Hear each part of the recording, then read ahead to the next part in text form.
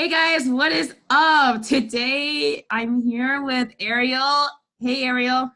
Hi, Alyssa. and and yeah, we're gonna talk about a lot of things, primarily like the arts and mental health, specifically about the Joker movie because we do have a lot of opinions on that. But first we're gonna just talk about like our brief like my Yang story. This is our first time on each other's channel. So let's just get that shit out of the way and just see where we're coming from when it comes to our opinions about Yang and then like movies and mental health that we're gonna talk about. So I'll go first. I was born in Philadelphia in America, and my parents, they moved from Philly to Delaware, primarily because of education, because it's like in Philadelphia, you have to pay a shit ton for private school, or like the public schools were really shit. So it's like, okay, I'm just gonna, but they just figured let's go somewhere else. And yeah, Delaware, and I grew up in Delaware, like mostly like all white community, like when it comes to like my neighborhood and like my schools, you can imagine like that's why I have like my accent, my Valley Girl accent. I have this some people call me like an Oreo or whatever, but yeah, and so that like kind of like started this weird like I always had this like sense of like I felt out of place, or I felt like very like awkward around people, kind of socially awkward. But that kind of made it like not like worse, but my race making it like we were like, oh, okay, like we'll just like she's not a part of like our crew. I kind of had that sense too. Also, I grew up kind of like a nerdy kid. Like I really cared about like my education, mainly because my parents really cared. So I was like, okay, like let me do well in school and let me like be like an academic and go for that. But also, I really really love art. Like I actually I have a gift for drawing, and I love performing arts. I love theater, singing, dancing, acting. So you can imagine during school, like I was kind of like fighting between, okay, which passion should I go for? Like my nerdy passion, doing well in school, or like my artsy passion? And I just realized like in high school, like I was really starting to become like even more like self-conscious and like depressed than like previous, because I'm like, holy shit, like my life like depends on like these 4 years. Like what the hell am I gonna do? And what career path should I go? And it's like you can slowly, at least I'm 21 years old, and you can really start to feel the pressure of like, holy shit, like I like a ticking time bomb. Like I have to like really do well, or else like I really my goal is to get into like a really good college. And I was like, oh man, am I even gonna do it? Like I have so much competition in school, and like you really have the sense of like you're fending for yourself. It's like a jungle. Even though like at that time, like I really did connect with like my theater kids, and like I really found a home there. So I kind of was like, oh wow, like I'm good at I'm good at education, I'm good at doing well in school, but I really really love like performing arts. And that's around the time I got into K-pop, and I really really got into like music and everything, and movies and TV shows. So ultimately I was like, what, let me just like do my thing on YouTube. I was obsessed, still am obsessed with YouTube and watching stuff, posting stuff, just expressing myself in a more creative fashion. So I just did that, and luckily my mom was like, okay, like you're gonna do your own personal brand thing. You do that, just get a job or something so I can tell that you're trying, that you're actually working for yourself or making a living. I'm like, okay, fine, I'll get a cashier job at Walmart. So I was just like, trying to find my way, trying to see what I like to do. I dabbled in a couple of things, but ultimately when you're on the internet, you tend to find like podcasts, and I ended up liking Joe Rogan. And from there, like this earlier this year in March, YouTube had recommended me the clip of Yang on the Joe Rogan podcast, and it was the clip of it was like the titled "The Problem with Free College." And that really stuck out to me because I was like, oh, this is like kind of like a snapback to Bernie. Like, who trying to like criticize Bernie? This is interesting. So then I was like, okay, let me look at this clip. And when I saw that clip, I was like, okay, he's actually not being mean to Bernie. He's just kind of like making a different point, like, college is not the answer to everything. So that made me think, oh my God, like this guy knows what he's talking about. And me just being kind of fresh out of like high school, I only did like one semester of community college, and I was like over it. I was like, yep, I can see where he's coming from. So as you can imagine, after watching like the full interview, I was hooked, and now I'm like total like sacrifice my whole life for Yang. But yeah, there's a lot more. But let's Ariel, what's your Yang story? Well, yeah, my name's Ariel, and Ariel. I'll just go into a little bit of my background, or a lot. Yeah, you can go as long as you want. Yeah. Okay. Awesome. So basically, my thing is that I was born in LA, born and raised here my entire life, and my parents are immigrants from Iran. So I can Mm. also speak Persian. We are Jewish Persian, So Got it. that's kind of where I'm coming from. But the thing is that I remember like all of the times in my life that were really tough really started around my parents' divorce. And Mm. when your parents divorce, it's really, really hard. It's like they're My parents had divorce too. right. It's like and as an only child, it's even harder Oh. because I really didn't have any brothers or sisters to talk to or anybody to confide in or anything like that. I was just carrying the weight of this whole thing on my shoulders. And it's funny that Alyssa, you mentioned you're from Philadelphia because Yeah. I had to live in Bel Air. So the Fresh Oh, the Prince Fresh Prince. For like so, part of the so puzzle. yeah. West Philadelphia, born and raised. I You're know living with your my. auntie and uncle in Bel Oh Air. my, Okay, so that's hilarious. yeah, so in fact, you want to know something even more hilarious? It was What? not taped in Bel Air. It was taped in Mm-hmm. Brentwood. I lived in Bel Air, the actual Bel Air, So right? you're like, fuck this shit. Right, exactly. That was taped in Brentwood. They said it was Bel Air, but it's funny. And my mom's, my dad's mom, my other grandma, on my dad's side lived in Brentwood. Oh So my so that god. that's funny. So yeah, I'll just quickly say the Bel Air part. So all I remember living in Bel Air is just being alone and frustrated. Like, Can my, imagine. right, because it's really boring. The only thing around you in Bel Air are houses. There's nothing to do. There's no store. There's no shop. There's No no mall? nothing. No mall. Not nada. Just a boring little Bel Air foods place that you have to drive. You can't even walk to. You can't walk to anything over there. Oh, I hate Everything that. is driving, and it's so boring. And while I was growing up, everybody told me like, "Oh, are you so happy that you live in a big house? A big house?" I'm like, "No, I'm not.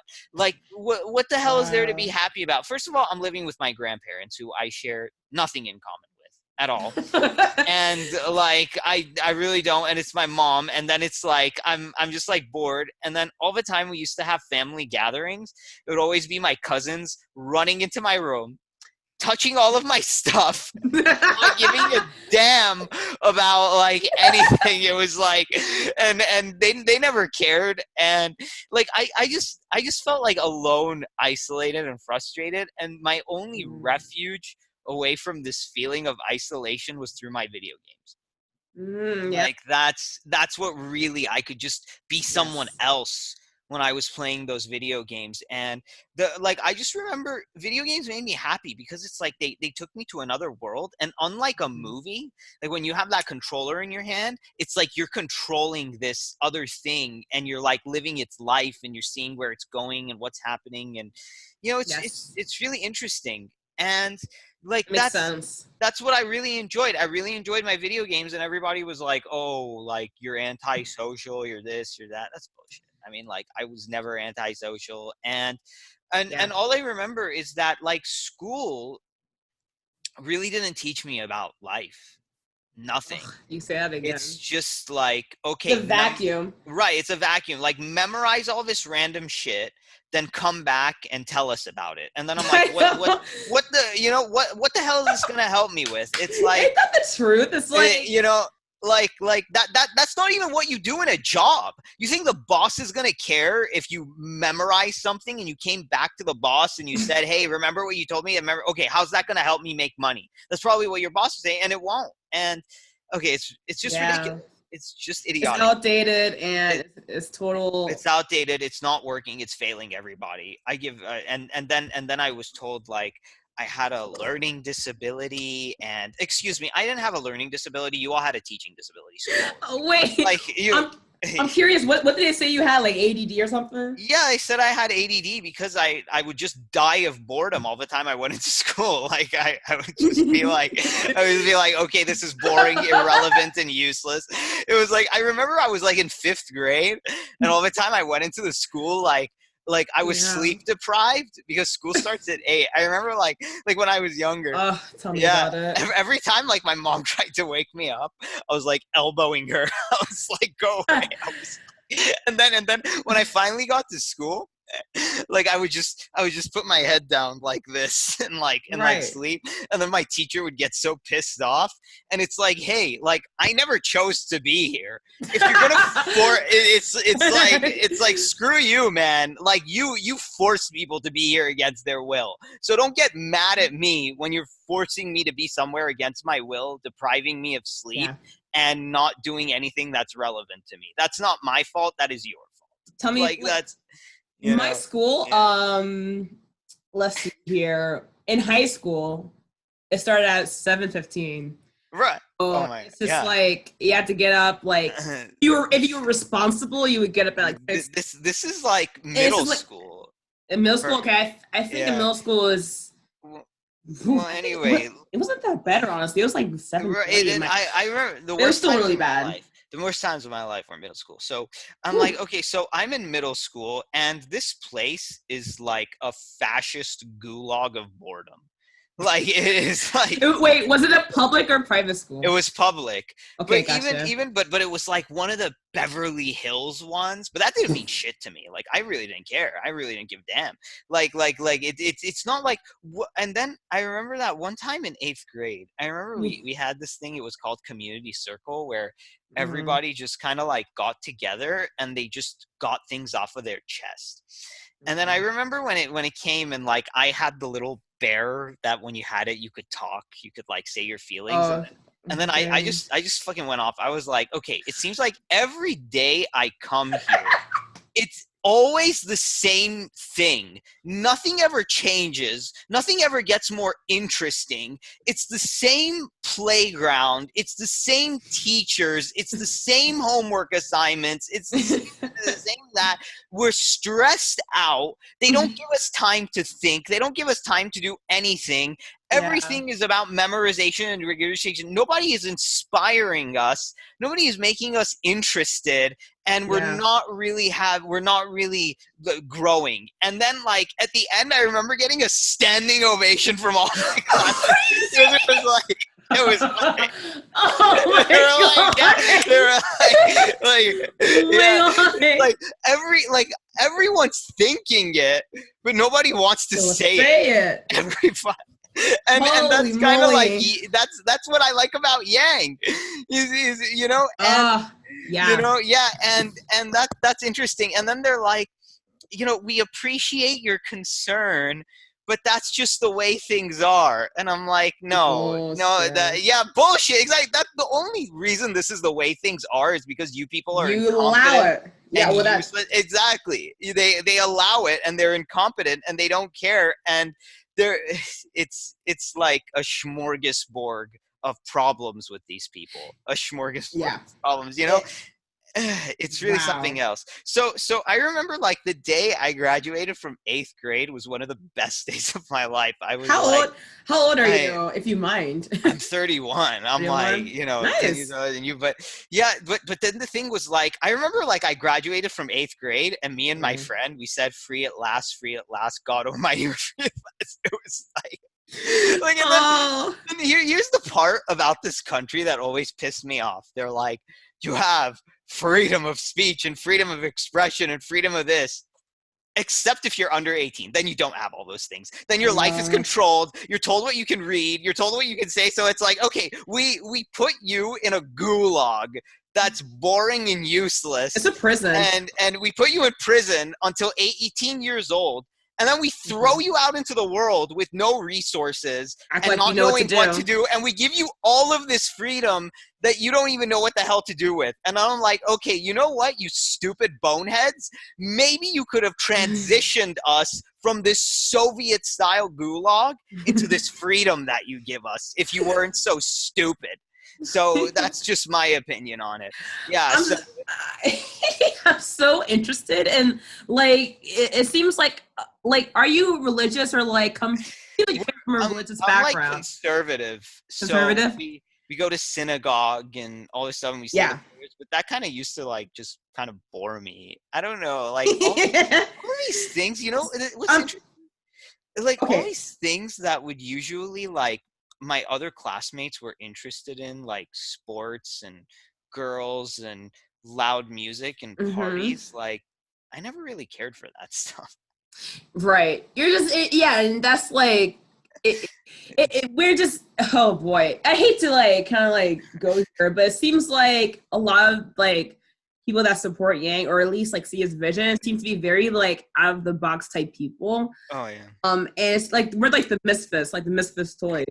Right. And then the thing is that like we're like coming in having a fucking blast being on our parade, and then all like the normal people they're like, wow, these people are having a lot of fun. Let me join them, you know? And we're like, yeah, come on over, you know? Yeah. So that's like one of the things that totally shaping what totally has said. I'm like, Right. Yeah. And it's funny with me because it's like sometimes in social settings, I'm not that kind of active, and yeah. especially at loud parties. But when it comes to like people want to get my opinions on things, or they just want me to like speak truth to power, I'm like, yeah. I'm like, oh boy, here I come.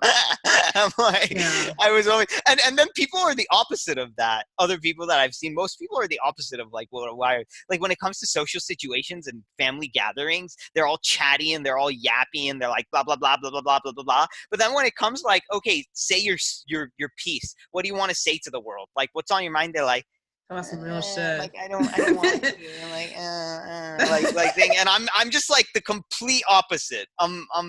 Yeah, it's really funny. That's a really good point. Yeah, that tends to be my role when I'm around like family members and stuff. And like I said, even when I was like, growing up, like being a child, like around like friends, like I would always be like kind of like the quiet one. And I thought I was like shy, maybe that's why. But I was like really shy. I'm just like very like observant. Yeah. And then I will only say when I feel like it's important. If you're not, yeah, exactly. Like I want to say things that I feel like are gonna make a difference. Yeah. But then when you just say things for the sake of just like conversation, it's like I really don't care. Like like sometimes I'm like that. But it's that's the funny thing with you. But I remember I find like my element when I'm doing something that's like creative. Like that's why I love science and technology so much, and that's why I vibe so much with the Yang campaign. Like it's for nerds, and like I have my drone right over here. Oh, and God, like I like acting too. I'll say that, like I'm not so much like dancing. I would love to see you act, but acting, like I love doing impressions. Like, oh, how are you today, my dear boy? Like, oh, I drink. I'm the Queen of England. Yes, like I love doing that, and like making voices. It's very very interesting, you know. Like it's like you're good. Yeah, and then like my family who are Persian, it's like, talk slow. How are you today? Can I get you some tea?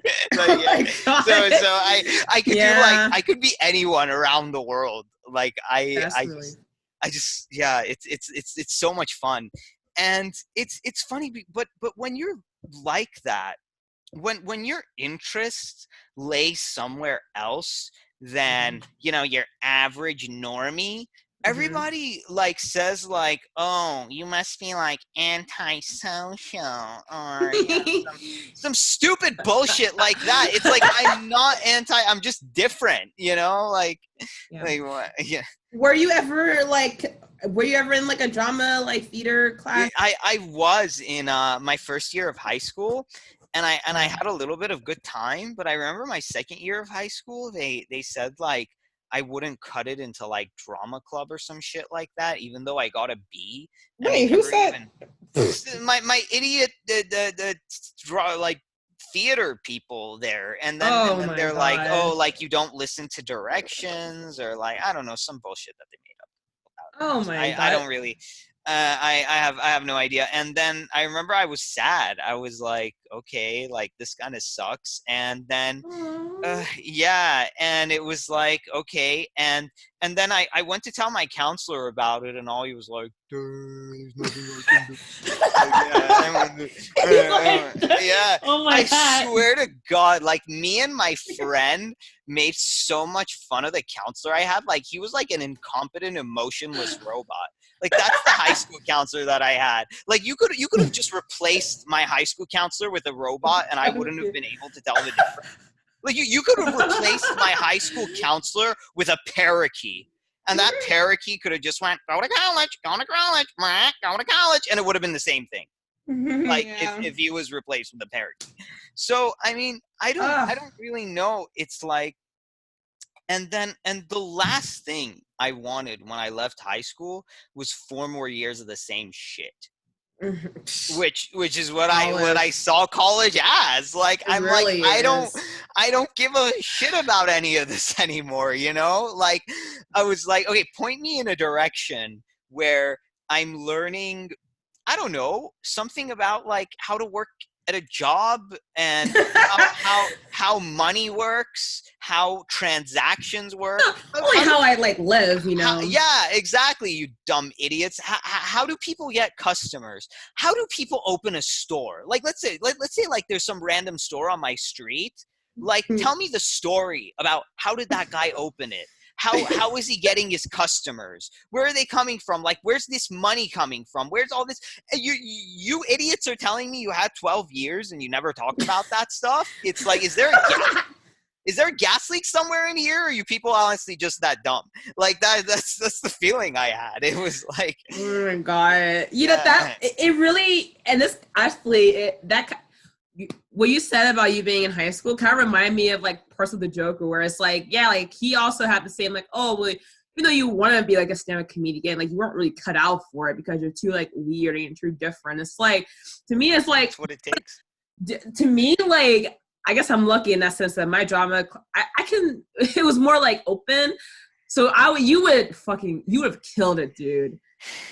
You're a riot. Like I'm like genuinely cracking up right now. It's so hard for me to like you're so funny, and that's just like sucks that people just like you off the gate. Like the truth has become comedy.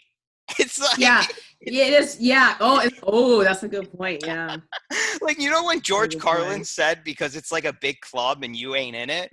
Like all good comedy revolves around the truths that we are too scared to look at in the face. It's true. That's what it is. And Really good point. some people, when you're telling the truth, they just walk away from you. They're afraid of you. It's crazy. It really is. And my God, it just ties into the movie. So, okay, so about Yang.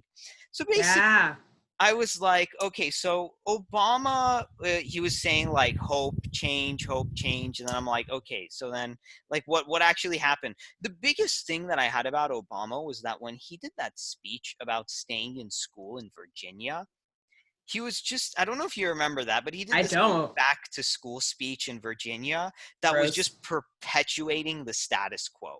It was like your typical run-of-the-mill bullshit of like, be a good little boy, stay in school, then you get a good job after that, and things are. It's like. Can I say something really quick? Like, it seems to me like at least in like the Black community or the way I grew up, like we really, really like put education on like, or at least like the established education system on a pedestal. Why? And, like, because the only thing, and it's weird, like but Black people are like oftentimes very conservative, and I'm thinking it's because that like we like historically speaking are very like loyal, I guess. I don't know, that's like the best way I can think about it. It's like, oh, okay, this is, you know, like education's how like we get better, or we like raise social status. I don't get it anymore. I don't understand. It's like with My the parents were like that. unemployment and underemployment rate has skyrocketed for college grads. And Yeah, and then the price has gone higher. Like, how the hell does that even make any sense? and I told my mom, like, dude, it's a scam. It's like, well, I mean, and my mom, she's actually isn't back. Oh my god, she's back into school. She's like almost like, oh my, yeah. And she's like, well, like I think this has a lot of value in it. Like, it's my personal like journey, and I'm like, okay, like I'm just that's fine, but for everyone. It's not for everybody. And I'm just telling you, like, it's not as crack. It really is. You've been duped. Like, you've been the only thing I learned from school, the biggest lesson, is how useless it was. Yeah, that's what I learned. And that's when and then like me, oh my god, it's really terrible. Okay, so then after Obama, Trump comes in and he's all like, oh, like we're gonna get the jobs back, and I'm like, okay, like I'm a millennial, I want a job in like tech, science, technology, or something like that. Ooh, like, good point. how am I supposed to? I don't want a factory job. Like, I don't give a damn about a factory job, and there are hardly any factories that I know of here where I live in LA. It's all like whatever. And so he became president. So I was like, okay, well, at least he's a businessman. The economy's going to get better, and I'm going to have a worthwhile job. That didn't happen. Okay, so I was did you vote for anybody in 2016? No, actually, in fact, I voted for Romney when Obama ran on the re-election, but who cares? He would have sucked anyway. I really don't care. I vote, and I just thought, because Republicans are like, oh, jobs, but like they're parakeets, so they just say jobs and they repeat it, so it's not a big deal. And then so then Obama wins, and then I'm like, okay, so like I saw a lot of toxicity when Trump won. I saw a lot of toxicity on the left, that they were going, not my president, not my president. They were rioting on the streets. They were like breaking things and like destroying cars. So I'm like, oh wow, like these people have just gone off the deep end. They've lost it.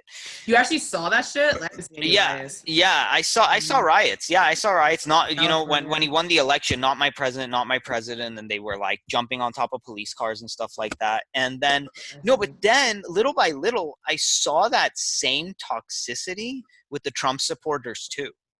So basically, I just see these two toxic camps of diehard Trump supporters and diehard maybe like Hillary lovers that can never see eye to eye, that don't know anything about except attacking each other and being rude to each other. And I'm like, okay, like we're basically screwed as a country, because nothing's gonna happen, nothing's gonna go forward, nothing's ever gonna get better until I saw Yang. When was that? That was also like, first I saw it in a suggested video that was like, Andrew Yang wants to bring in UBI, and then I'm like, yeah, whatever, just this random Asian guy who's just like, and then I thought like, what the hell is so amazing about him? But then when I dug into it and I saw the logic and the fact, okay, what sold me on Yang, like I said, first of all, I deserve to be compensated for all the bullshit that I had to go through in school. They should have paid me just to put up with them, just to put up with all that crap. I should have been paid. Like, I don't care if people think that that's entitled, but I should be paid. And number two was that he finally said, I don't understand what the hell this college pushes. Like, college is not for everybody. People want to do different things. Maybe they want to go in a trade. And I'm like, okay, done deal. I'm with you. That's it. And it's funny, like, and I know, like, me and Fred will talk about this guy to the end of time, but Gary Vaynerchuk, he's like the same, like, businessman, entrepreneur. He only did like a year of college and he quit and just did his. I swear. Yeah. The schools are such boneheads that they could have entrepreneurs coming into the schools and just talking about what they've done and how they've built their companies. Or they could have like a student shadow an entrepreneur. Like, why don't they do that? I don't understand. So it's really, oh gosh. I don't know. They're just dumb. Like, they're so dedicated to just same old. Like, when you're at school and you wanted to question, like, what are we doing here? Your teachers were like, It's what They don't know either. They're not thinking harder. they're not thinking harder. They're brainwashed. Their brain, right. But see, the thing is that like even, and I want like Andrew and Gary Vee to like make a video. I told him this. I told Andrew when I met him, like, please do a video with like Gary Vaynerchuk. I swear to God, that's so much. But no, like contrast with Gary, like Andrew, he has gone through the rigor of, you know, Ivy League schools and like grad school, law school. Right. He's a fucking genius. Even he says like, and he started that business of like helping other kids do well in the SAT because he just happened to have a gift of doing well in those types of tests. And even he says, yeah, these tests are bullshit. We should probably we should probably get rid of them. The emperor has no. I'm like, basically what, like, who's the emperor? It's the establishment and the mainstream media, with no clothes, running around with their genitals swinging. And we can all see it. Yeah, you know. I love it. Yes. Right. Yeah. It's like, stop running around with your dingling swinging everywhere. Put on some goddamn clothes and like show a little like, you know, decency. I mean, no body shame, but still, it really is disgusting. And it's like, and it's like we see it, and I really do believe when like Yang says, like, listen, this is why I know we're gonna win, is because it's so fucked up, and they just know how fucked up they are. We're just seeing behind, like, Yang is letting us know what's behind the curtain. Yang is like that guy who finally went to the curtain, pulled it, and then we all saw, and then the guy behind the curtain was like, no, I'm not here. Look at that. Like, who is that? That's MSNBC. That's CNN. That's our schooling system. All of our politicians. It's our all Medicare system, like a smokescreen. Our prison system. It's all garbage. I mean, sorry, but like, I don't care if that offends anybody. No. Which brings me to the Joker movie. Yes, let's because do it. This establishment like is so incompetent that it creates people with a lot of anguish and anger and frustration, and they profit off of it. And they profit off of it, exactly. And my God, like, the thing is that when you have kind of like a person like Arthur Fleck, who is already in a mental state that is unstable, like, you have to bring resources in to kind of stabilize that mental state, to help alleviate the problem, but not exacerbate it. Yes.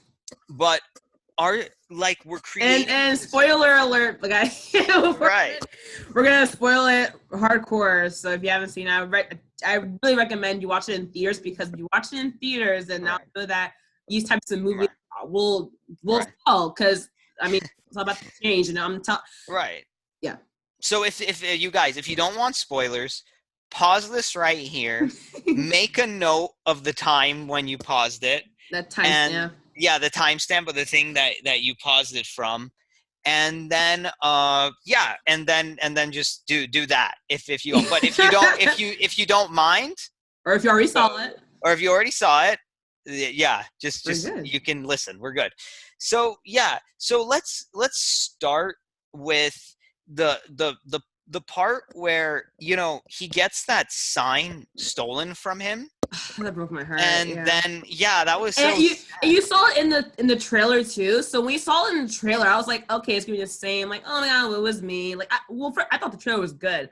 But I'm like, okay, they were gonna go with that, like, you know, person's getting bullied or whatever, or like, you know, the bumptious kids are out to get him.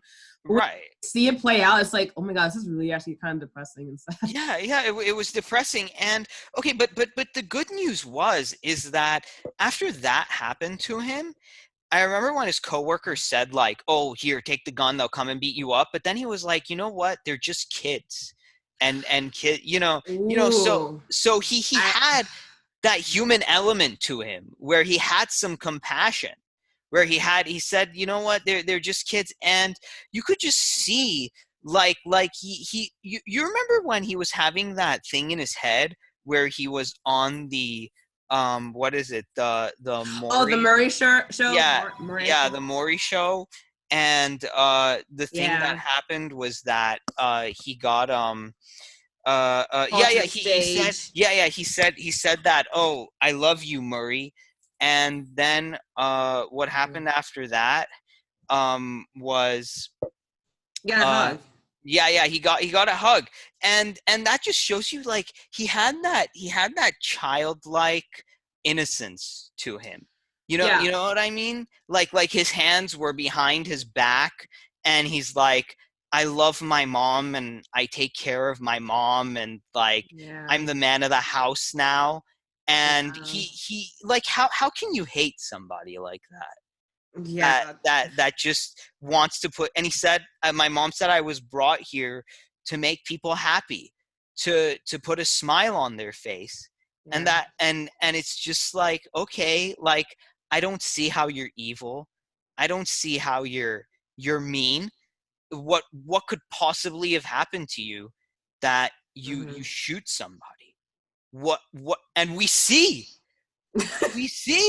Yeah, we you definitely you see know it. right, you like he starts out as this childlike innocent person, and he Kind turns of, in. it kind of seems like on the autism spectrum. Like you've seen, Right, you just people have met people like that before in their lives, which is one reason why I think it's probably hit a nerve with some people. It's like, holy shit, like I definitely, right, because it hits home a little bit for some people. yeah. And okay, so it's not until, and then nobody gives this guy the benefit of the doubt. Like, they don't say, like, at least, okay, Arthur, you know what, you're trying. You're trying. Since you're trying, let me try and help you. Let me try and understand you. Let me try and do. No, it's just like that time when, look, like what kind, he was in a hospital with, like, children with disabilities and children who had Like with, cancer, yeah. trying to make them happy. Does an evil person, someone who's inherently evil, want to do something like that? No. Want to make children happy? And then okay, so obviously, okay, so the gun falls out of his pants, and then obviously that looks really bad, but he didn't do that on purpose. He didn't want that to happen. Yeah. He just forgot it was in his pants. He forgot. Give me 1 second. No, it's okay. The key to my car. Okay, hang on. No, it's Just cut this okay. part out. No, keep it. Yeah, no, it's like yeah. It's funny. That's I mean, okay. I Yeah, remember watching that scene. I was like, at first, I was kind of like worried. I'm like, okay, it's gonna be kind of like awkward and stuff. Like, they're trying to make it all like weird and touchy feely, but then as it progressed, like the kids were actually like, yeah. Okay, so then here's the thing. He's on the phone and he's with his boss, and his boss is like, instead of saying, like, oh, like, Arthur, like, let's talk about this. Like, I know, he's like, why the fuck did you do it, Arthur? You're like, and then he's like, I didn't mean to, and then there's a toy gun and it like, was a toy gun, and then he's like, you're a fuck up. And it's like so rude, so inconsiderate, and just, but like I can understand it because I mean, like it really looked really bad. And then yeah. I was like kind of laughing, like, oh my god, that actually did happen. But I was like, shit, dude. Yeah, it looked really bad. It did look really bad, but at the same time, the thing is that, like, send him to, like, rehabilitation, or just, like, say, okay, you know what, Arthur, like, get rid of the gun. The next time you come into work, we're gonna pat you down or something like that. See if you have it. And Yeah. anyway, and it was that coworker that gave it to him. He really Yeah. didn't want it, but that coworker, like, convinced him, hey, you need to be safe. Take this gun. So you shouldn't be doing that to people who have a mental illness. You shouldn't be, like, convincing them. Okay, so then it wasn't until, like, so obviously that's the part, and then he even says, like, no, like, I really love this job. Like, he wanted to do that. He wanted to think, and so they take away something that he loved, and like, how is that? And then everybody's saying, like, oh, incels, it's gonna make the incels. He wasn't looking for, like, pussy. He wasn't, Yeah, he no. wasn't, he was just looking for some compassion. Yeah. He wasn't looking to get laid. Nowhere in that movie was it like, oh, like I'm so angry that I don't have like a female companion. It wasn't about that at all. Yeah, and people, it just goes to show how, like, and like Ignorant people are. don't even know what the word even means and like where it even comes from. And it's like, Right. let's get into that really just for a split second on like why there's initial so much controversy over this video. It's because honestly, the news just manufactured like a story like, Rage. hey, Yeah. be like an incel like mass shooting situation at the premiere, like watch out. And it's like, wait a minute, this is not news. You guys are just kind of like inviting somebody to like freak out. And it's like, what, like, you got, there's been movies like John Wick and like whoever the Terminator, when they kill tons of people in there. Why Right. it's like propped up and like celebrated. But it's like, oh, this one, like this film actually doesn't have right. And there's films violence. like The Godfather. Well, did the media say that now everybody wants to join the mafia? Now everybody wants to like, like, no, we shouldn't be showing Godfather. It's gonna inspire people to like join Italian crime families. It's like, no, we shouldn't be playing Super Mario. It's gonna inspire kids to jump on turtles. I know. Let me give this director like his credit here. I don't know, I forget his name, but I've heard that this director like of the Joker, then he was like kind of pressured not to make this film. Which I mean, it's like, I'm glad he did. Well, yeah, I'm glad he did. And it's like, honestly, it's Todd Phillips. Yeah, that's the guy. What else he's made? He's made like Road Trip, Old School, Starsky and the Hutch, the Hangover trilogy. That's his most infamous one. So yeah, I mean, it's like, why this film? And again, like, people are just very uncomfortable with like the truth. Yeah. And for me, like, I love it. And like, I love like get real and down. Yeah. Instead of sweeping the truth under the rug, let's like grapple with it. Let's have a dialogue. Let's think. But people have lost that ability. Just because I disagree with someone doesn't mean that I want them to get hurt or I'm just gonna scream at them. You know what I mean? But it's just so ignorant. And then okay, let's talk. Like, obviously the biggest scene of the movie where everything transforms and everybody gets uncomfortable is the scene where he's in the subway with those rich assholes. So the thing that happens is that, so obviously his condition, because he feels uncomfortable of what's happening around him and he obviously doesn't find him funny, that's why he's laughing. So obviously those three drunk people take offense to his laughter and they're harassing that woman. And then, like, right before they beat him, he says, I have a condition, and he's obviously hurt and he's obviously in pain and he's obviously trying to explain why that's happening. And I think he's reaching into his bag to show them like something is wrong with me and I cannot control this laughter. Now those three Wall Street guys who don't have a mental illness, but they might as well just randomly beat him up. Now, who's acting like a violent sociopath here? When in the beginning, those three guys who are getting drunk and harassing people on the subway, or Arthur who's just minding his own business?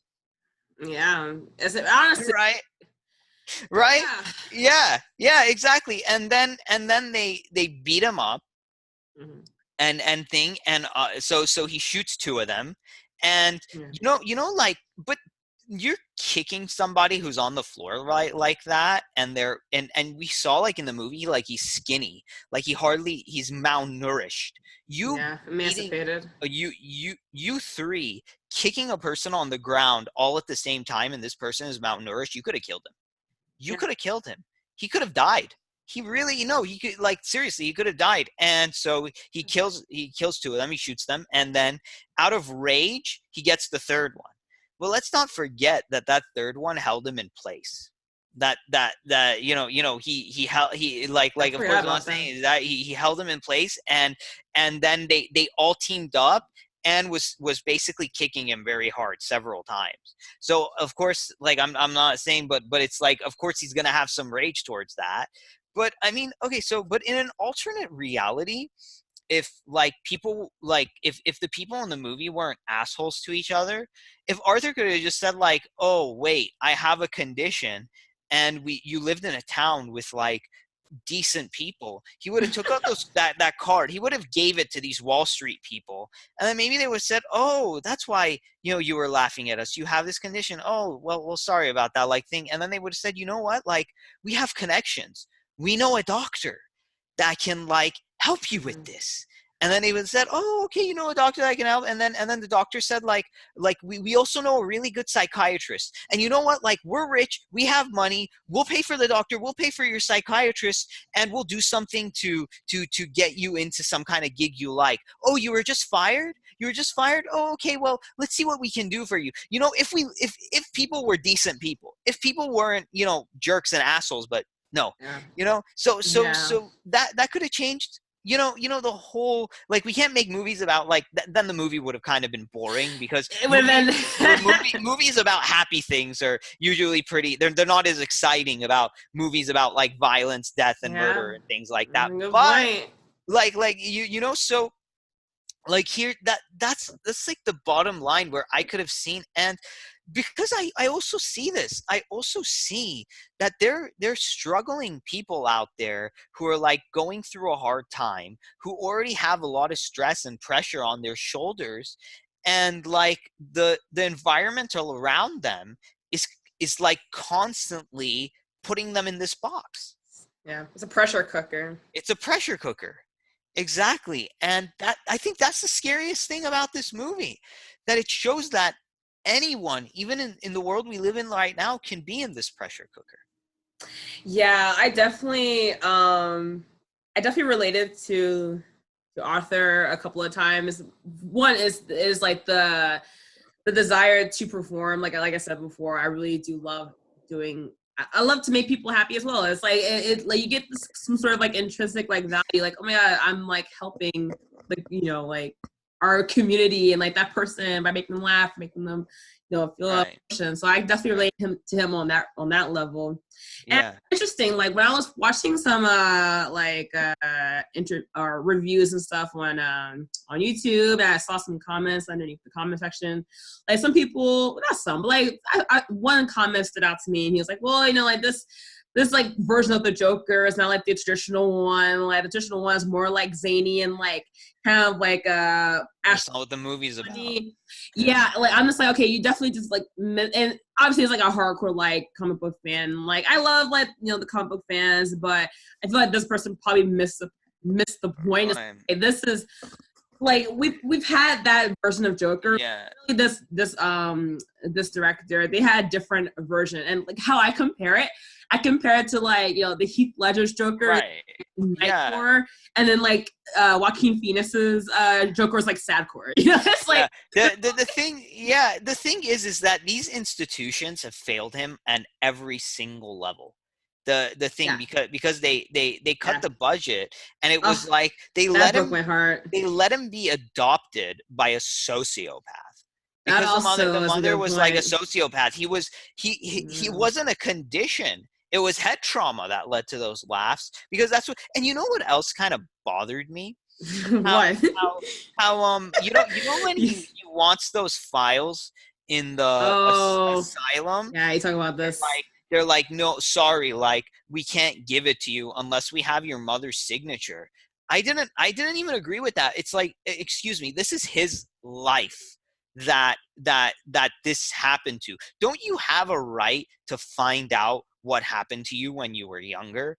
Don't you just have that right? You know, like excuse me, like it was something that affected him in a deeply personal level.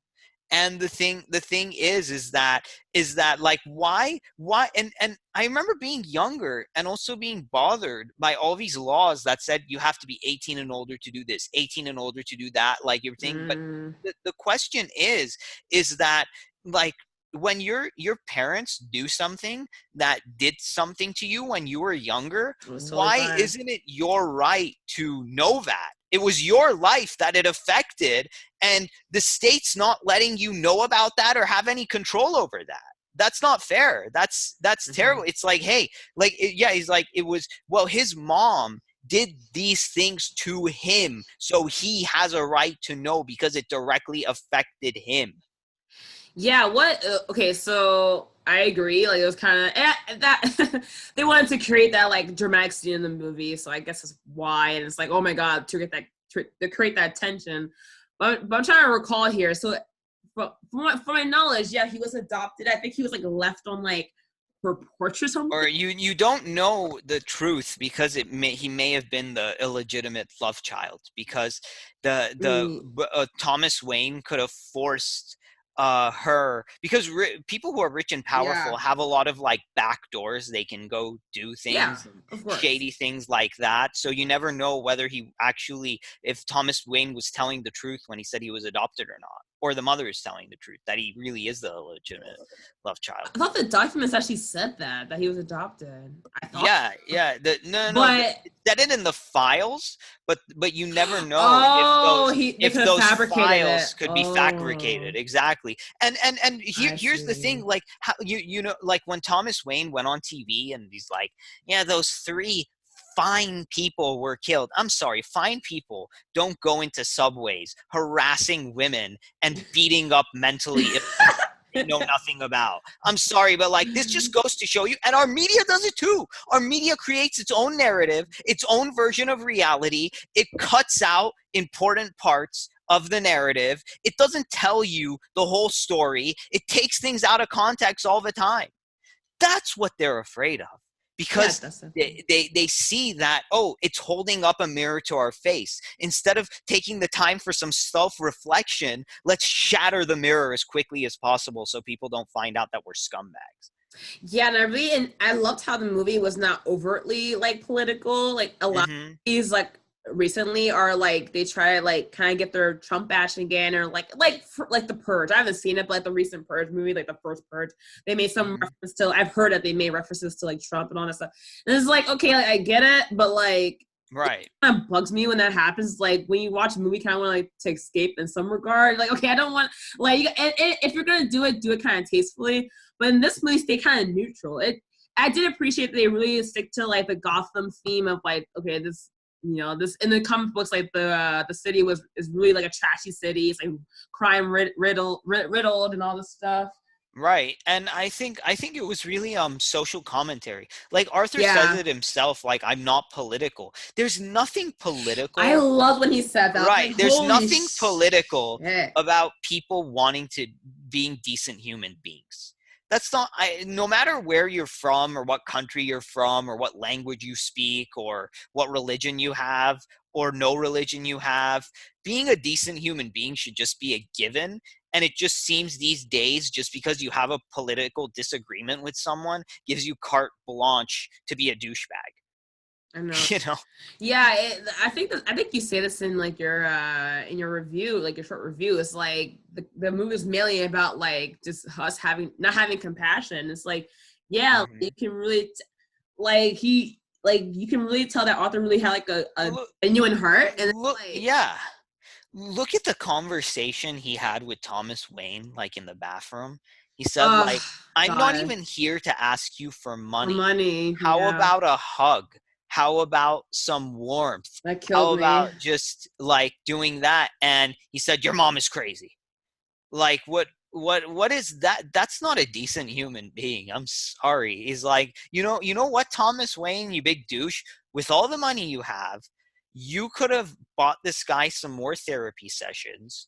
You could have like given him some kind of services that could help him out of his depression and his stress and anxiety, but you just decide that he's not worth anything.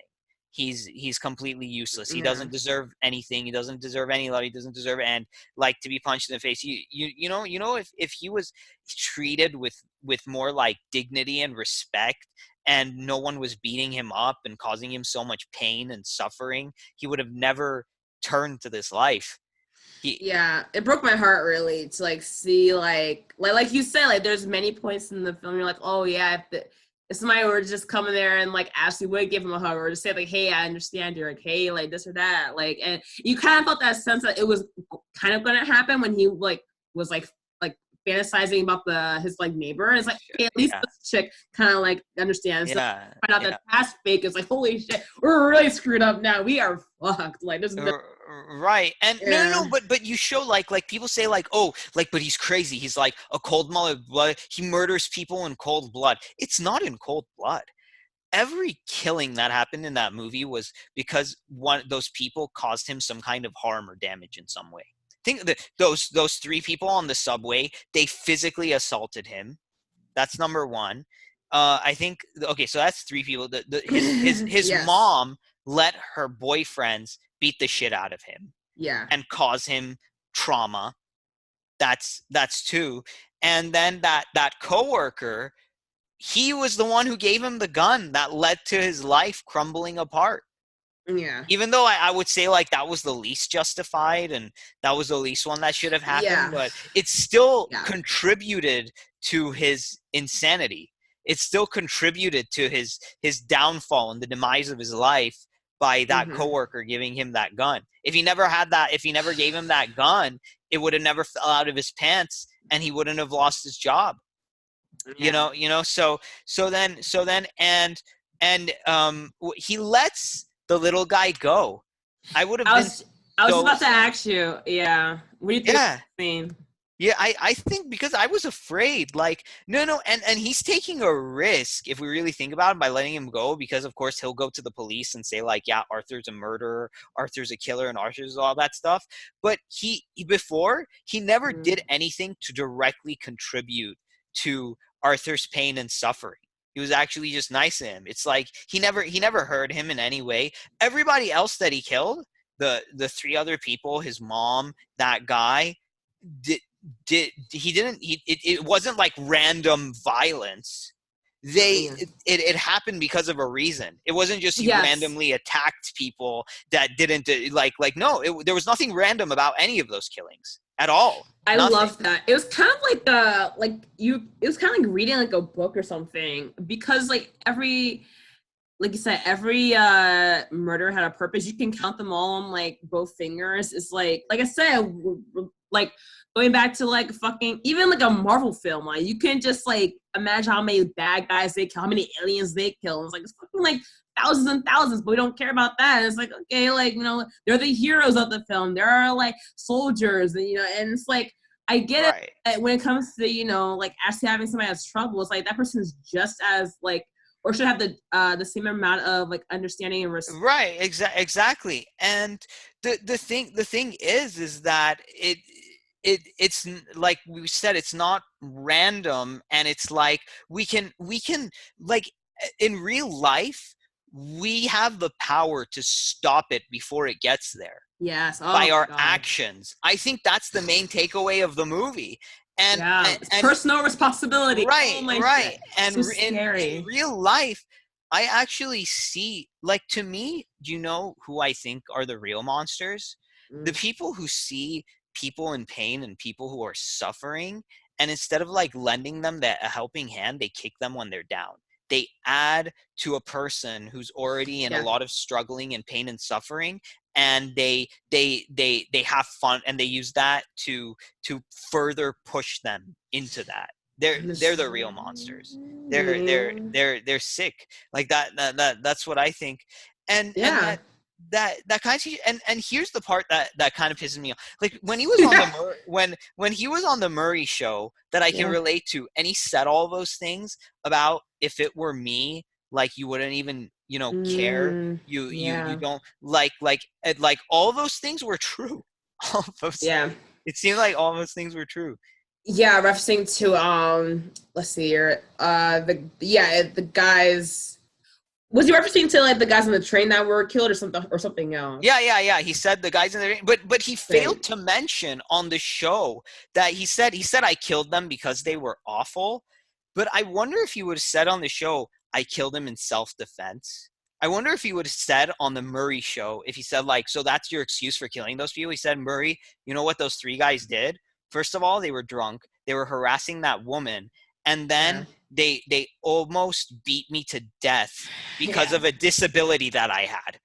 What would have been the difference? You know, if he actually said that. Of course, he didn't say that because he wanted to look, I don't know, maybe, but I mean, what do you expect? He's already troubled and he's already mentally ill, so he can't really do that. But if he would have said, you know what, like, I was minding my own business.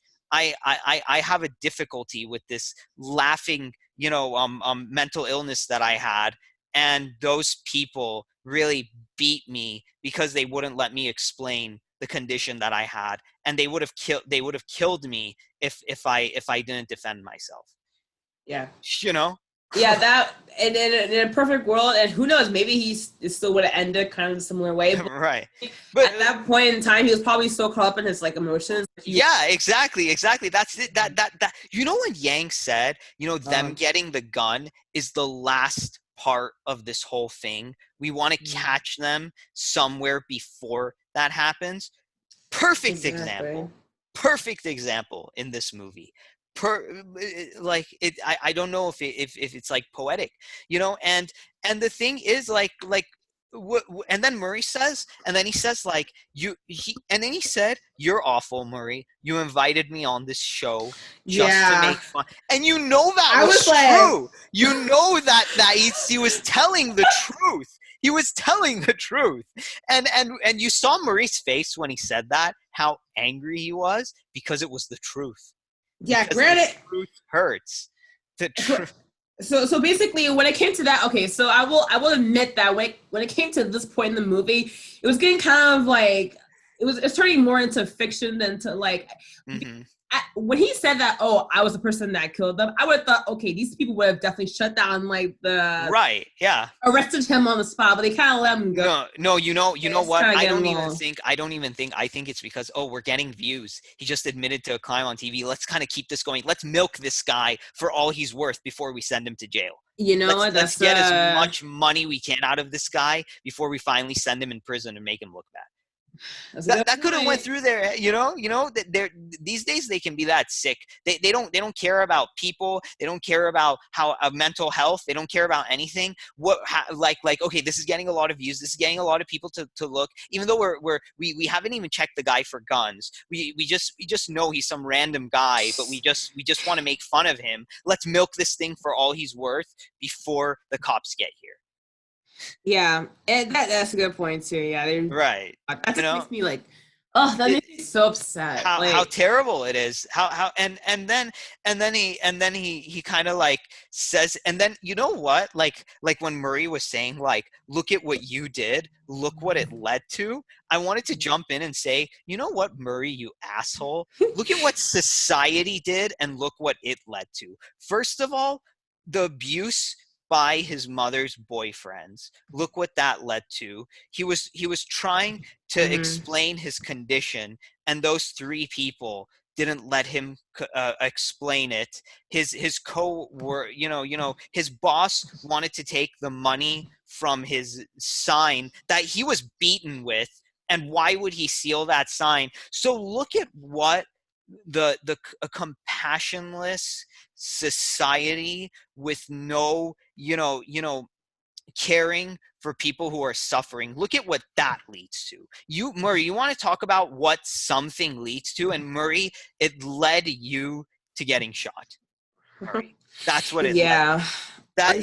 Because if we want to talk about what things lead to, there's a lot that the establishment and the media have to answer for their bias, for their, cutting things up, for taking things out of context. Look at what that leads to. You want to talk about what things lead to? We'll start with the establishment. We'll start with all these people who have all the money and power to begin with. Yeah, it's a hot mess, truly. Oh man, like I really like the build up to this film. Like, first, so I can see why some people may thought it was boring, but for me, like it was like the perfect pace. Like I love like character studies, and like people keep comparing it to like Taxi Driver, kind of like slowly seeing somebody like go insane and everything. And I'm like, yeah, I like those types of movies, and this one, like I think I had a really good pace, and like the buildup was just like it was. There was no like I tend to dislike horror films because I just find them kind of like too well. It's the difference between horror and like psychological thriller. I feel like this is more like a psychological thriller type of drama. This is more of my taste because like, well, look, I mean, yeah, look at Deadpool. Look at how many people like how I many dick know jokes, how many people are like getting their everybody loves cuts, it. like how many people are getting murdered. No one says like, oh, Deadpool is gonna inspire some incel to like Ain't that go insane and something? stuff like that. People love it. They're like, oh my god, he's so edgy, and he's like, Yeah. But like, people because this, I think this one hits so close to home that's what's the scary part of it. The scary part of this is that we can actually see something like this happening to a person, how no one's showing the person any compassion, any understanding, any love, and that can finally make that person just say, you know what, my life isn't worth it anymore. And that's scary. That is scary. What do you think about like his journal? Like that's a whole like situation. How his journal had like all like the jokes and like the porn and like the suicidal thoughts. It's like, oh my god, it's like my life. Yeah, I mean that's something, but he didn't have a father figure. He didn't have like a person to say, hey, come, tell me what's going on. And the person that he did have, he already told her she didn't really seem to listen.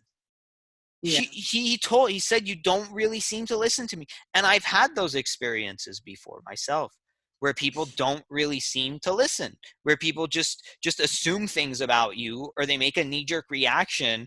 And they some people like take their job as like a social worker or a therapist or stuff like that, and they don't care. They're just doing it for the paycheck, or they're just tired, and they're like, oh, the next client, I'm just going to treat them like the next piece of meat that comes on in here.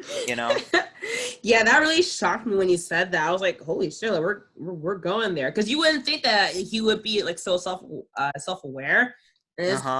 You would think that like he's like he was trying. I mean, that's the sad part about it.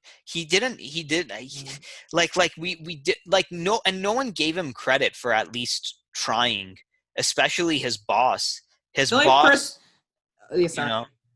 it's fine. Go ahead. The only person that like really gave him some compassion was his mother, and yeah, well, that's by default. And his mother led to and right. Yeah. Why would you not have compassion for first of all, his mother owed him for all the abuse that she let happen to him.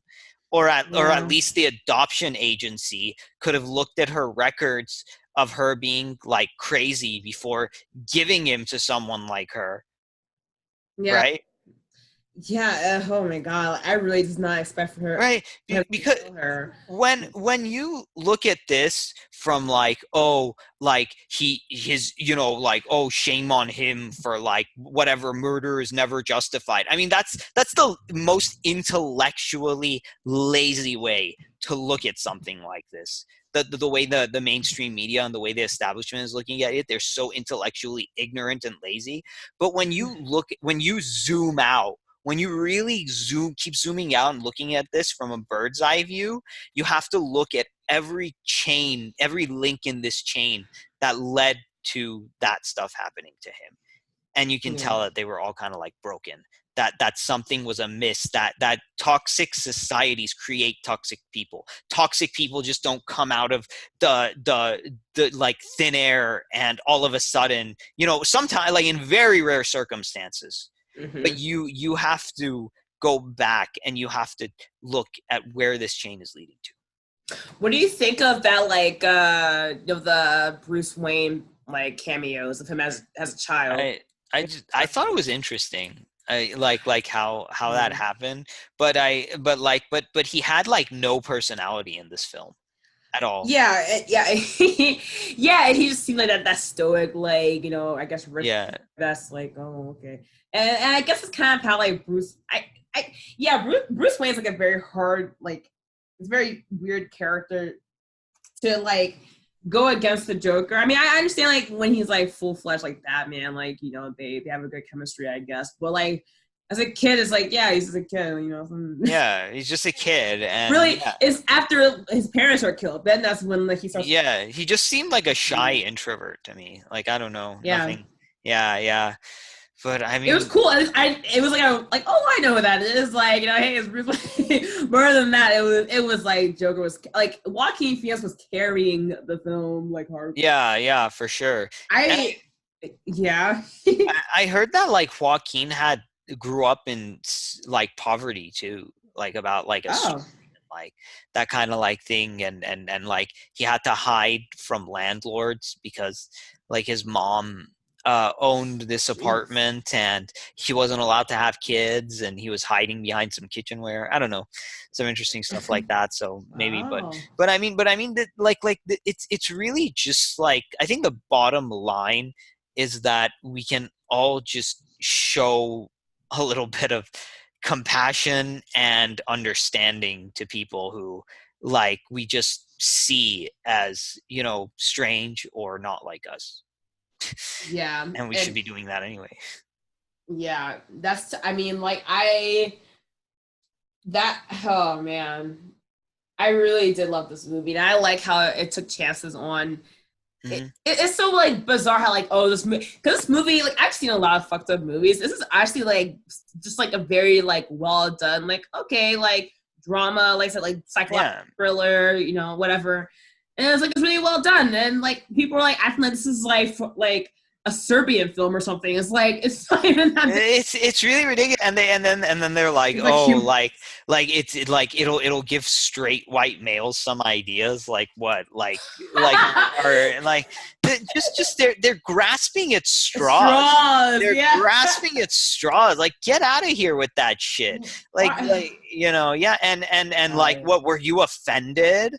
You know, like because you're a woman of color, right? You must have been offended. Like, Oh yeah. yeah, So you know. I'm on the record like saying that like maybe it's because like I did grow up in a white community primarily, that like I don't see white people as like evil, like oh my god, like Yeah. responsible for like whatever bad happens to me. It's like no, like it. Yeah. I've had plenty of friends that were white. I have plenty. Well, I wish I had some boyfriends, but hopefully in the future. But still, like I don't think I don't have this sense of like oh they should have guilt and like all this stuff. I have more empathy Wait, what? in that regard, which is like to me is like But you know, should like, have empathy. so like, Alyssa, like, are you like always 100% agreeing with the behavior of your parents?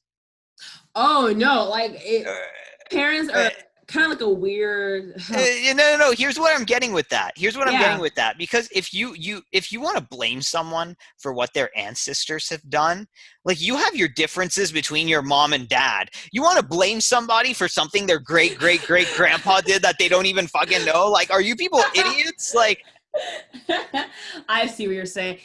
I, right. very bizarre. It's like Yeah. you, and not only that, like many white people help get a lot of black people like are basically Suffering, you know. Yeah. yeah, like we didn't do it all by ourselves like We're abolitionists, right? Yeah. yeah, not only that, but it was only the rich white people that had slaves. This is what I can't stand about the media and the establishment and all these people. They just yes. want to take this big brush and just get everyone and just like put them as the same, like we're this big monolith that everything about us, just because we come from this family or this country or this whatever the hell. I have my differences with my cousins, for God's sake, let alone like everybody who's Jewish or everybody from the Persian community. Like, it's stupid, you It's know? terrible. It really is terrible, and it does the opposite of what you want to do. If you want people to Right, feel like confidence and like a sense of like identity and whatever, right. have everybody actually love themselves or begin to like themselves. Yeah, Like everybody, like you can't yeah. when you start excluding people, then that will make people think, oh, I guess like certain people Here, deserve what I deserve. you know, I think like the most sometimes stable, most people who I want to have on as my friends and people who I can trust are people who took the time to study themselves. to go like within themselves, show themselves some love, because like you always hear from your parents that you should study these subjects, that you should study like I don't know, becoming a doctor or a lawyer, like study for the test and study and do well in the book report. But how many of them really take the time to study their kids, to study themselves, to study their life situations? That's the most important to me. God, I wish like, and going back to like school is like, school does not, like, it does the opposite. It doesn't even let you know who you are. What it focuses on what you're not good at, rather what you are good at, and like what are your like, you know, right. strengths and everything. Right. Because it treats us like cogs in a machine, not as like people in a society or something like that. I know, or something toxic society. Nothing like, you know, important, just like being a person in society. Right, exactly. It's like, okay, where do you fit in with all this like economics and all this stuff that's going on around you? Like, where do you fit into that? That's what I want to know. Not like, oh, in 1978, some idiot did some random thing that I'm never going to give a shit about, you know? God, you know, yeah. Well, you know what? Let's see here. Oh, okay. It's a good like kind of final question, just wrapping up the Joker film. Yeah. Do you think that he won or lost when it comes to like in the end of it? Like, do you think he was a winner or a loser? It was a very like interesting. But it's like, how can you even classify? It's like he said, comedy is subjective. Ooh. So it's like subjective, one or lie, you know. But I think like that whether that scene was in his head or whether that scene was actually happened, that part where they took him out of the cop car and they put him on top of it and they were all cheering him on and he was dancing and he finally put on that face. It was like he finally, whether it was in his head or whether it was real, he finally got that acceptance and love that he wanted, even though it was in a kind of like twisted way, like just chaotic. Just that crowd to just even if you just want like some acknowledgement. That's all he said. Remember, like, I never knew if I really existed, but people are starting to notice. And I think that they definitely notice. But it's sad when it's being noticed for creating chaos and destruction. Let's notice people for the good. You know, because it reminds me, and maybe we can leave off this if you want. I remember when we were in Santa Monica. Oh yeah. And there was that street performer who was pissed off, and he said, "I'm trying to make a living. I'm trying to do this." Just imagine, instead of like going up to him and showing him some love and compassion and stuff like that, like we went up to him and we kicked his bucket and we beat him up. Funny. We'd make another Joker. We'd make another Joker. You know, we'd kick his bucket. We'd humiliate him. We'd beat him up. Instead of, and he wouldn't get to sing his song. Think about that, guys.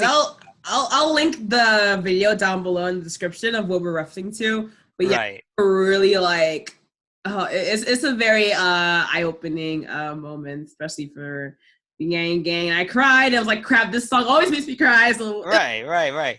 It's so true. Just imagine if the Yang Gang was like on that train with Arthur at that time, and then they were like, "Hey, I like the way you laugh. That's pretty funny. Here, let's give this guy a freedom dividend. Just think about it. Juxtapose it. Just juxtapose a society with more people in the Yang campaign who lived in Gotham, who are like coming up to him, asking him how he's doing it, giving him a hug, like trying to help him out. Juxtapose. Could a Joker exist in like a Yang world? It would be very more unlikely. It would be very. There were many times in the film I was like, God, I wish I could just hop in there and like just like give him a hug or something. I'm like, oh, this is like breaking my heart.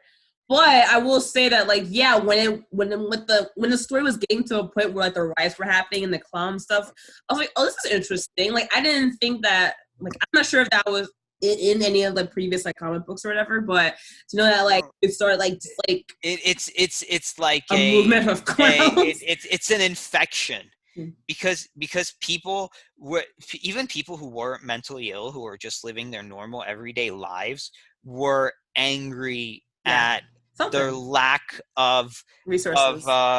resources and their lack of representation. Yeah. Nobody gives a damn about us. Everybody's just leaving us to rot, leaving us with no money, no food, no nothing. We have no opportunities. And that's what leads to it. What do you think? How did the French Revolution start? All those Yes. revolutions that we saw in the Arab world, in Egypt, in Tunisia, and thing. And he was just the catalyst for Yeah. that, what he did. Yeah, he really was. And it got to the point where, like, you know, I thought like he was winning at that point when like people were actually following him. Like I was like, oh, this is really. I want to be a part of this. This is really fun. Right, exactly. Am I like, I read a comment on that, and she said like, I'm not, and here, let me see if maybe we can do this where yeah, I can share my screen you and can. actually show you this comment. Okay. Yeah. Okay. Yeah. Okay. Let me do that right. Filibustering. Right. Just Wait, here. calm down. Let me just share. Okay, can you see my screen? Yes. Okay. I leave the theater with a smile on my face. I never feel such relief after watching a movie. I saw myself so many times. I even cried at some moments. Oh. This really hit home for some people. Which video was it? Was like the trailer or something? This was on I'll see if I can link to it. I'll give you a link if I can. But yeah, it was like, I think it was like part of the trailer. And listen to this comment. Yes, uplifted. That's how the movie made me feel. I wanted to cheer out loud so many times, but never more than when he pulled himself up on that cop car in triumph. My heart was about to burst out of my chest with pride and joy. Right. I am not mentally ill. I am not an incel. I am not a violent person.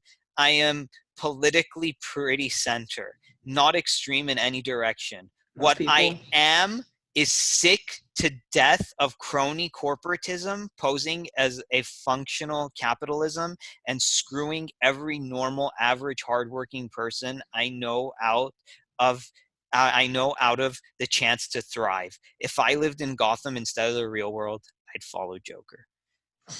Yeah, I agree.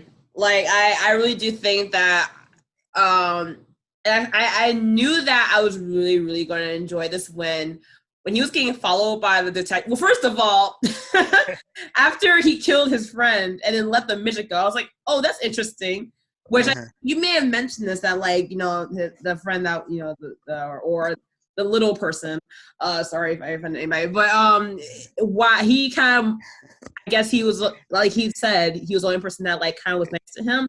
Slash, I think that he was the only person that really he could like relate to. It's like, oh yeah, you definitely are ostracized often, probably like me. So like, you go. And right. The whole scene was like kind of like really like it reminded me like something that like Twin Peaks. Like this is so weird, but like at least he's survived. Just like right. And you know it's kind of funny like how, I don't want to say this, but like the cops finally got a thing to see how it feels to be him, to how it felt, because then they got beaten up just like how he got beaten up. Okay, yeah. So basically, wait. So yeah, he left his thing. He's on his way to the Murray show. And he's like makes that whole like, you know, that dance number on the right. And then after he does that number, like the cops are right. Yeah. They're and then when it happens, he eventually finds himself on the subway or the train or something like that. Right. Because you know, we think as a society, like Yang says, that, you know, people are you know, liabilities, so we can't be spending money on them, and like how they cut Arthur's social services. But what is the true price we pay when the whole city is on fire?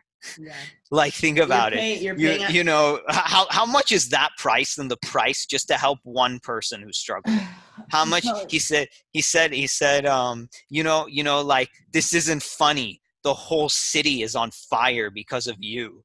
Like the cop tells him that, and it's like he's happy. He's like, I know, isn't it beautiful? It's like, look, like I may have not gotten acknowledgement as like a stand-up comedian, but because of like what I did in some kind of dark way, everybody's noticed, and my actions have led to like the whole city just burning. So whether you think I'm right or wrong, you can't ignore me anymore. Look at like what's happening around us. Like, Yeah, I yeah. mean, yeah, when detectives did actually when they were there in like the train, I was like, holy shit, this is like really like a relief, because like you said, like Right. the joke Like, look, how like, does it where feel his to be on the people. other end? How does it Yeah. feel to be on the receiving end of this when nobody cares about you? It's okay for people to just abuse you and to treat it like crap.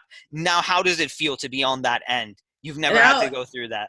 you really like you.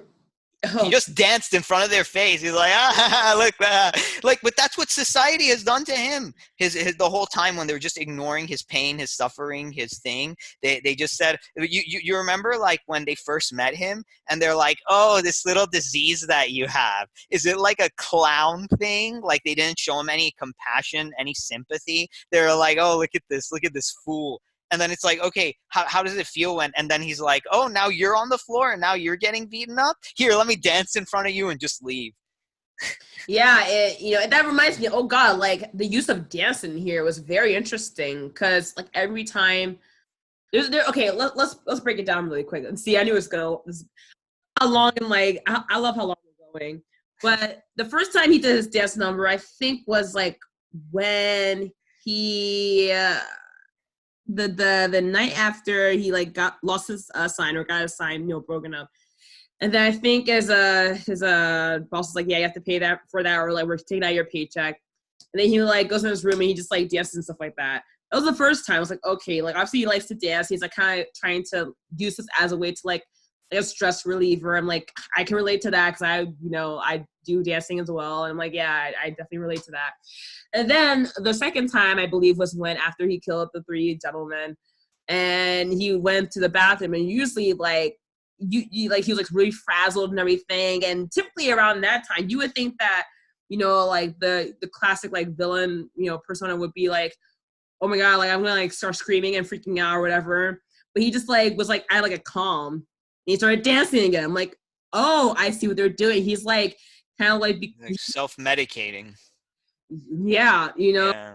and then again, like when he does it on the train, and then when he does so all this stuff, I'm like, wow, like this is consistent. It's like kind of miss that. Like a lot of times writing and like movies are like so fucking like inconsistent, and like nothing makes any like they just like throw in whatever character moment or arc they want, and nothing makes sense. Yeah. No, this was Really extremely consistent. You could just see yeah. everything had a purpose. Everything led Yeah. to something else. And yeah, it was just awesome. And I think any media outlet out there who's just saying like, oh, this is just for the sole purpose of getting white people who can't find a girl angry, they've missed the entire, but that had zero to do with this movie at all.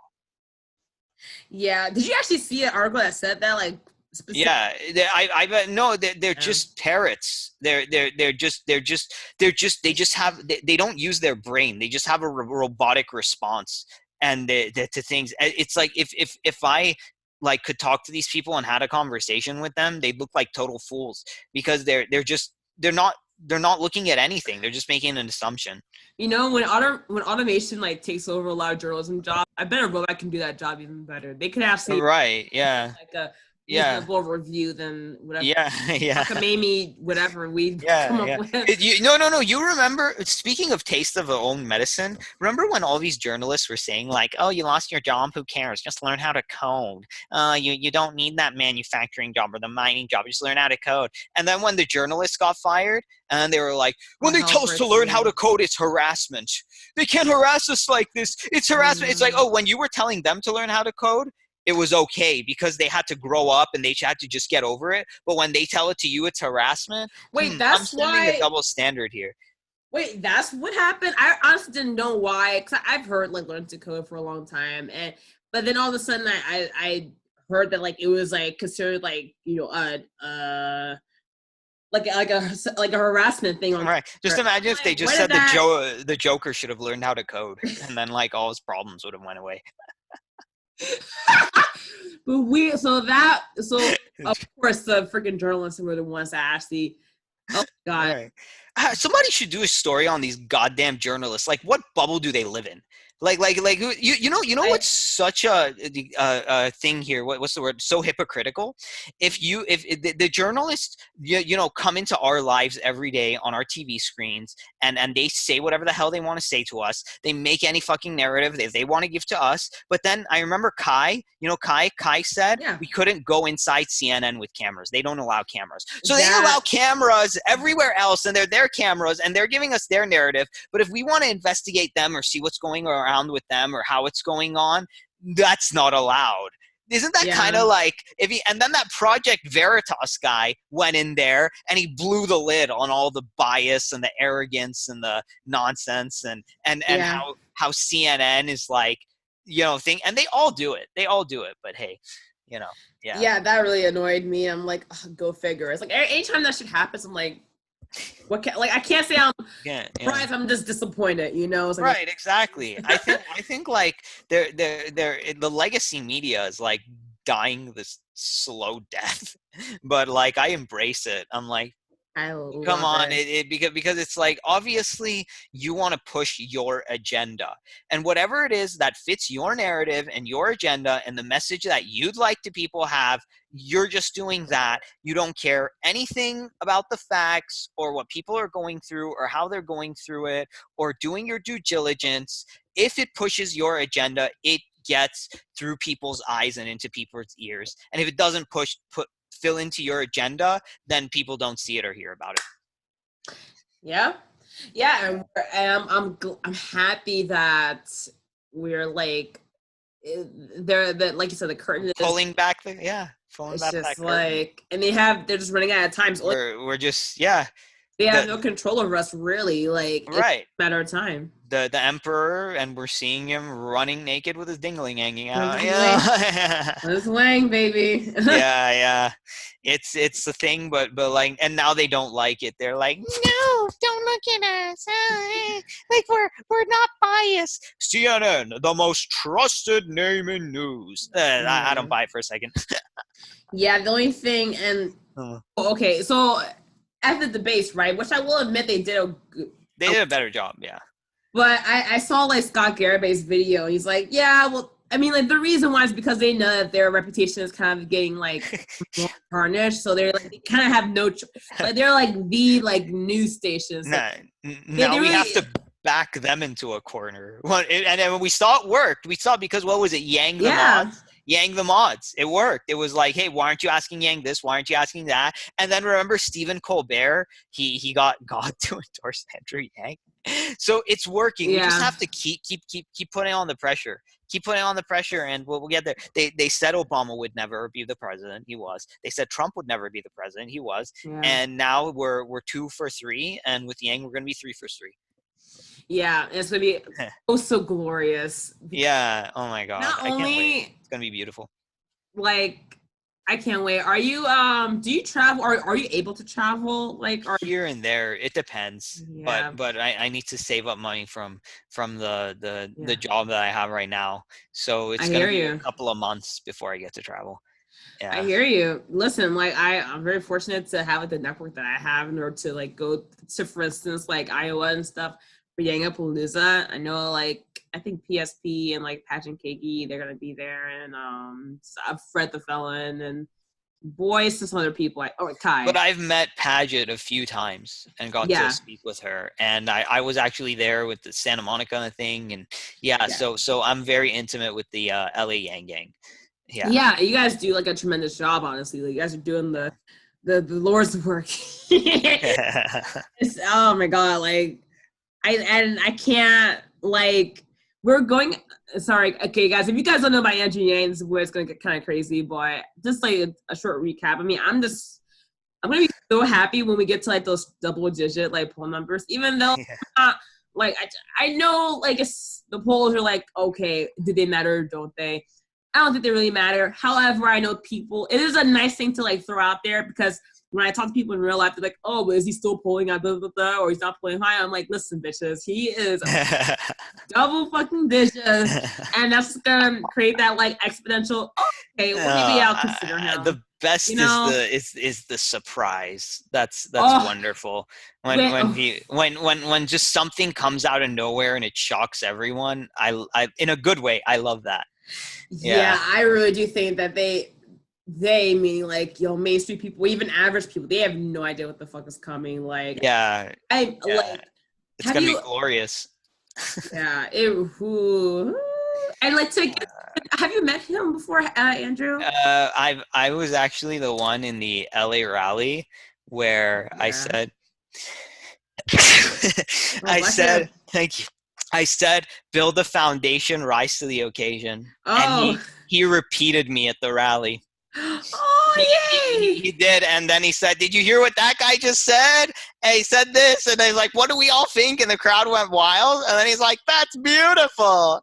And I was the guy in the crowd who said it. Oh, he must have been freaking out. Yeah, that was pretty fun. Actually, I wasn't a heckler. I was just like screaming things in the crowds. And then when he said like, and the Democrats said, no, we are okay, we are not suffering. And then I put my hand, I said, what a bunch of idiots. Yeah, hard. I would love to meet you in person one day. Like, I'm pretty sure. Well, I'm pretty sure all of us will meet one another. I remember the first time I saw your video. This is so awesome. And then you said, like, you went to the New York one, and that was before I knew who you were. And then I just saw you as a random YouTuber, and then you said like, there were some Trump guys in the back screaming about Trump at the New York rally. Yeah, it was like really interesting. I haven't seen anything else like that after that. But yeah, New York was very like, New York's kind of crazy. But there's only like a couple of people that were like, oh, like, fuck yeah. Like, stuff like that. And it's like, they don't have an argument. They just have they're like just funny. Yeah, and it's like, I mean, we're like, okay, like, we're gonna continue on. Like, we're in there, like, in the rain, like, having a good. Yeah. So we're gonna let anybody else take that away from us. Right. Yeah. Yeah. And now I do this for a living, and it's like. Right. That's awesome. No, that's awesome when something just like comes into a person's life and it just changes it for the better. And I think the Yang presidency can do that for a lot of Americans. I really can't wait. Like, just to know, like this, like, not even a year. Me knowing Yang, like, I really like have like my faith in humanity has been restored. Like, that's not right, but like it really has. Like, even though I'm very positive and like, very happy, but like I really have like a pessimistic. Yeah. And it's like I can get really dark, and I'm like, oh yeah, I thought we were. Well, right. That's the whole thing of when you get like a vicious cycle, and then you stop it, and then you turn it into a virtuous cycle. And I think that's what's happening now. The vicious cycle is becoming virtuous. And it's only a matter of time, right? Yeah, like I've been here longer than you, age-wise. So I've seen more than my fair share of BS in politics and this and that. And when I was graduating from university, just thinking like, what the hell was that? Where's an opportunity that actually makes sense? Where is the money? And I see it now with all this stuff that's happening, and yeah. I just think there's good things to come. Good things to come. Exactly. Yeah. Oh, guys. Well, all right, well, we'll end with that. We guys really appreciate you guys staying with us. You made it this far, then you're a real one. You're a trooper. You are a trooper. Let us know what you think about any of the topics that we cover when it comes to like Joker, art, mental health, Yang, of course. Like, I think this is a really good opportunity to like get people that probably are just like wanting to know, like, are just so obsessed with the Joker and they just watch the review. And we kind of got like Andrew Yang's like message out there just a little bit, sprinkling it in there. And I think that's how how we're really gonna like keep people like united and connected. Like, we have more in common than we do different. So I think that this is a prime opportunity. Whether you like Yang or not, I mean, we hope you do, but whether you like Yang or not, like, see this as an opportunity to just like, you know, really connect with your fellow man and just, you know, have time. Yeah. Ariel, I really appreciate this. I love you so incredibly much, and thank you for spending your time with us, and thank you for having me on your channel as well. Yeah, it's my pleasure. It's been fun. Thank you. All right, guys, have a good one. Have a good one. Bye. Done recording. Ah! Yeah.